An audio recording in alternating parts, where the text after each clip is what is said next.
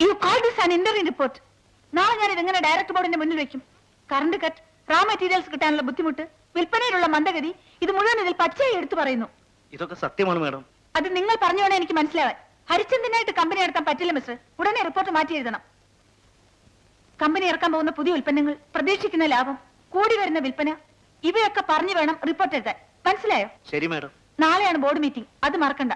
ഈ റിപ്പോർട്ട് തയ്യാറായി കണ്ടതിന് ശേഷമേ ഞാൻ വീട്ടിൽ പോകും. Come on quick.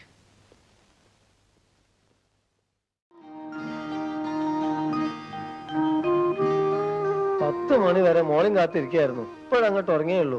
പാവം അത്താഴവും കഴിച്ചിട്ടില്ല. മനഃപൂർവ്വം അല്ല മാവ. നാളത്തെ ബോർഡ് മീറ്റിംഗിനുള്ള റിപ്പോർട്ടിന്റെ ജോലി തീർത്തത് ഇപ്പോഴാണ്. ആ പുതിയ മാനേജർ ഹീസ് അബ്സല്യൂട്ട്ലി യൂസ്ലെസ്. എല്ലാം ഞാൻ നേരിട്ട് ചെയ്യണം.